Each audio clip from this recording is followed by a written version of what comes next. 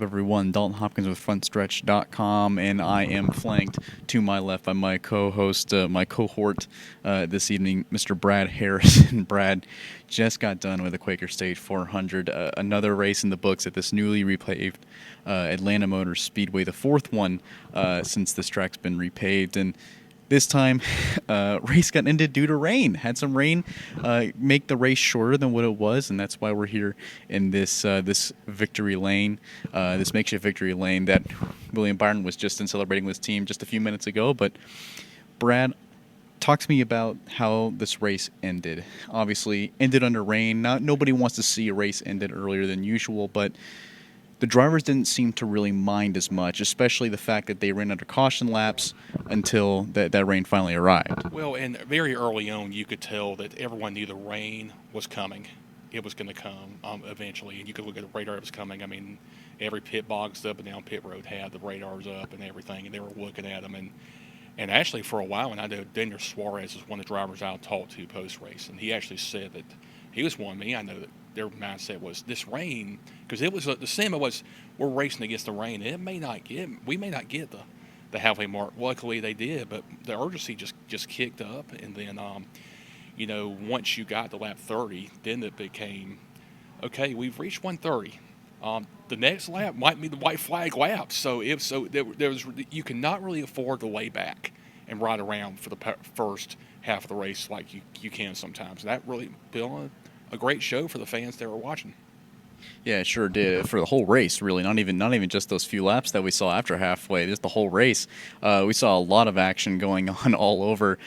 Drivers going 3 wide at some points, I think 4 wide, and a lot of drivers being involved in incidents all throughout the night. And probably one of the most exciting races that we've seen at this newly repaved Atlanta Motor Speedway. But that's just the excitement that it's brought, and especially with the threat of rain approaching the racetrack, it made everyone just kind of want to race to think, just like you said, hey, this next lap is going to be the end. So in the end, William Byron is up at the front. A few drivers behind him, though, some drivers that could have gotten their first win of the season, could have locked themselves in the playoffs, didn't quite happen.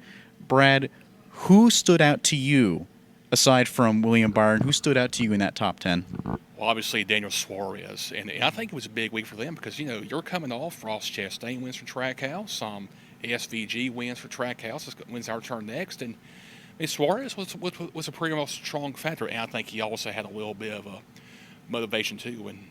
When your sponsor of your car is the sponsor of the race, you've got the pressure for him, and he was a factor for a good chunk. But the one I really want to give a call to is Michael McDowell. Early on, had contact with Mark Truex on pit road, and he even said that they had to use some strategy, to get back up there, and did. And McDowell even could see it that it was good he got back up there, but that the front end damage that he got from that contact with Truex probably took him away. So it's kind of a what if, if Michael McDowell doesn't have that front end damage, who knows what happens. Yeah, right. And I think there was quite a few drivers that had some kind of damage at some point in this race. But then I also want to mention, how about AJ Allmendinger scoring a top 5 there? He did a finish that he desperately needed. Definitely could have used the win to maybe get himself in the playoffs. But hey, maybe this momentum can help out that 16 colleague team. And one that I really want to give a shout out to, which will have a sidebar story coming out tonight, JJ Yaley. Absolutely. How about him, right? His best finish in 15 years in the Cup Series, a 7th place result for him, his best result with Rick Ware Racing, and I think I saw a stat saying that this is the first time that Rick Ware Racing has had one driver earn 4 top 20 results for that team in a single season. So JJ Yaley, got to give a shout out for him being up in the front amidst all the chaos, surviving to be up in the top 10 and earning that result. Again, the first time since 2008. So Brad, Dalton, going to sign off here from Atlanta Motor Speedway, but thank you for joining us for the coverage of this weekend's Quaker State 400, and we'll catch you next weekend at New Hampshire Motor Speedway. Thanks for watching. This is Harrison Burton, driver the number 21. Make sure to hit that subscribe button. Also, check out one of these 2 videos beside me. Visit frontstretch.com for more racing content.